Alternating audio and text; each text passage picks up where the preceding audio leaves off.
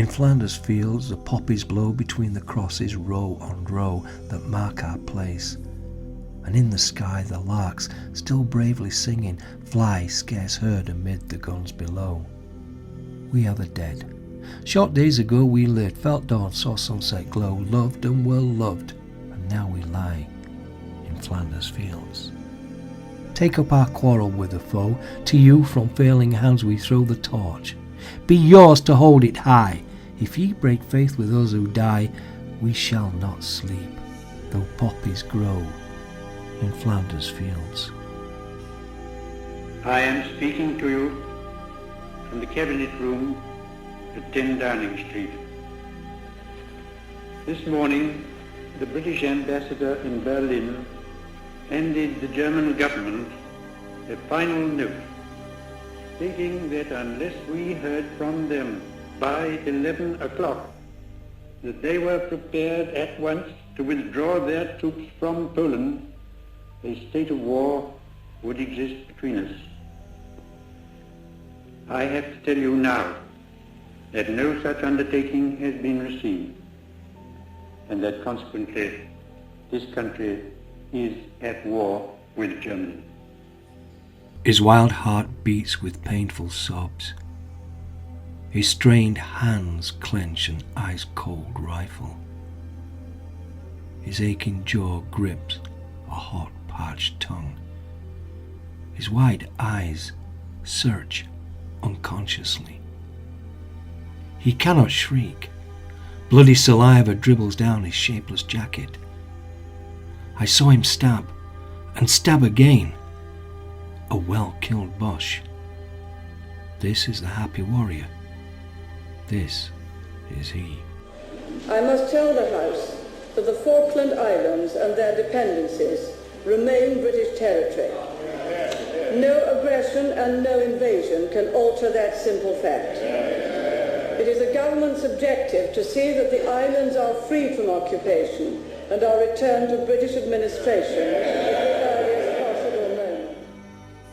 They ask me where I've been and what I've done and seen, but what can I reply? Who knows?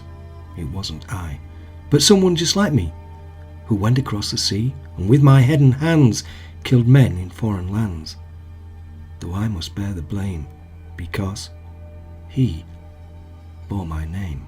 That at the very moment of action, at the very moment when they need our determination, that Britain faltered. I will not be party to such a course. This is not the time to falter. This is the time for this House, not just this government or indeed this Prime Minister, but for this House to give a lead.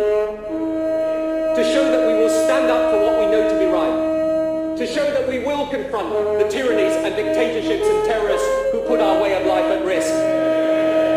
To show at the moment of decision that we have the courage to do the right thing. I beg to move the motion. By all the glories of the day and the cool evening's benison, by that last sunset touch that lay upon the hills when the day was done, by beauty lavishly outpoured and blessings carelessly received, by all the days that I have lived, make me a soldier, Lord. By all man's hopes and fears, and all the wonders poets sing, the laughter of unclouded years, and every sad and lovely thing, by the romantic ages stored with eye endeavour that was his, by all his mad catastrophes, make me a man, O Lord.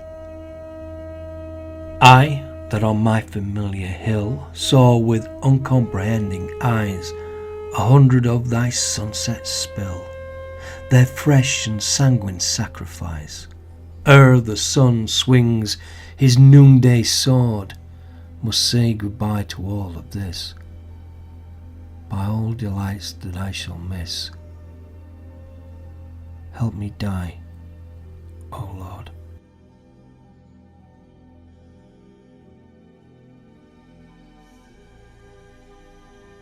Bent double like old beggars under sacks, knock-kneed, coughing like hags.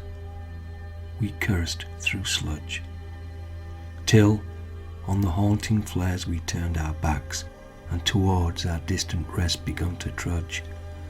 Men marched asleep. Many had lost their boots, but limped on, bloodshod.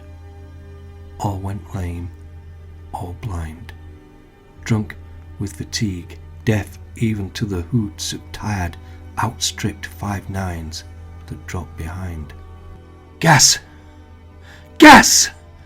Quick, boys! An ecstasy of fumbling, fitting the clumsy helmets just in time, but someone still was yelling out and stumbling, and floundering like a man in fire or lime. Dim, through the misty panes and thick green light, as under a green sea, I saw him drowning.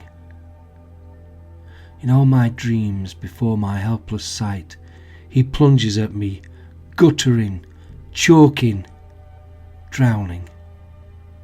If, in some smothering dream, you too could pace behind the wagon that we flung him in, and watch the white eyes writhing in his face, his hanging face, like a devil's sick of sin.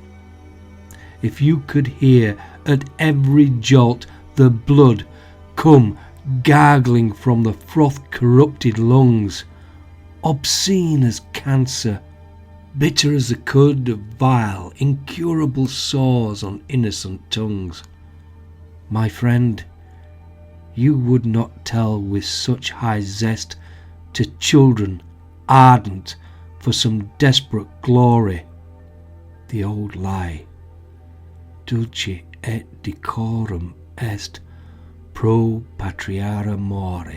The American president and I have had discussions that have been reported in the newspaper about potential military action. We have had those discussions, and the American president would like to have allies alongside the United States with the capability and with the partnership that Britain and America has. But we've set out very clearly what Britain would need to see to happen for us to take part in that.